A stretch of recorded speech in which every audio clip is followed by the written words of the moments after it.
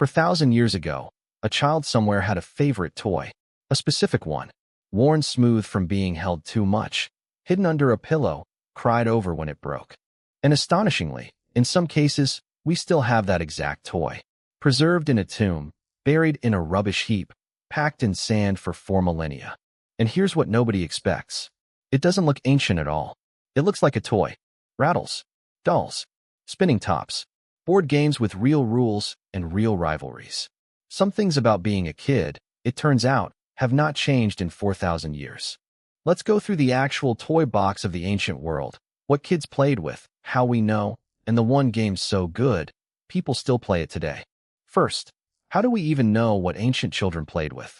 Toys are small, fragile, and easy to overlook. But 3 things kept saving them for us. In many cultures, children were buried with their favorite toys, meant to comfort them or to accompany them into whatever came next. Broken toys got thrown out just like today, into rubbish heaps that, thousands of years later, became gold mines for archaeologists. And dry sand, sealed tombs, and lucky accidents of climate-preserved wood, cloth, and clay in a handful of remarkable places far better than almost anywhere else on Earth. So what did the actual toy box look like? Start at the very beginning.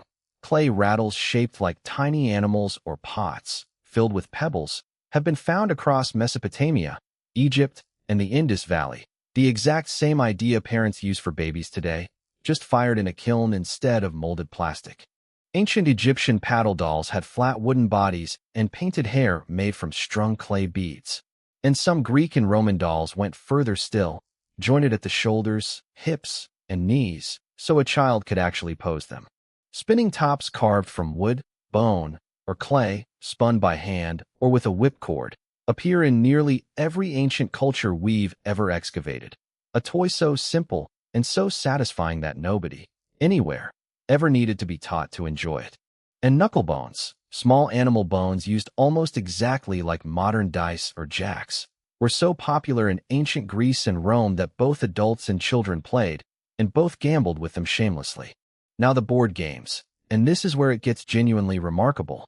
The royal game of UR is roughly 4,500 years old, discovered in royal tombs in ancient Mesopotamia. And here's the part that should be impossible. We don't just have the board. We found a clay tablet, written by a Babylonian scribe over 2,000 years later, that actually explains how to play it. People have reconstructed the actual rules from that tablet, and the game is genuinely good. It's a race game with strategy and a bit of luck, and it's still played by enthusiasts today, nearly 5,000 years after it was invented. Ancient Egypt had its own beloved board game, Senet, played on a grid of 30 squares. It was so popular that boards have been found in the tombs of pharaohs, including Tutankhamun, who was buried with several.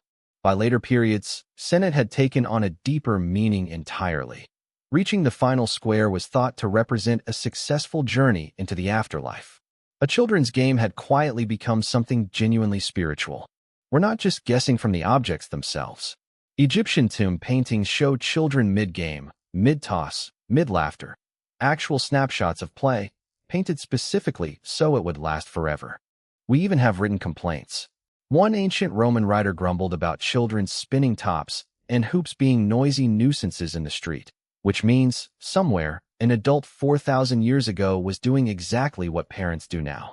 That hoop and stick game, by the way, is one of the most widespread toys in all of human history, appearing independently in Egypt, Greece, Rome, and civilizations that never had any contact with each other at all. Children also played with miniature versions of adult life, tiny clay furniture, miniature carts with wheels that actually turned, small model animals with movable legs. Practicing, in play, the world they'd grow into.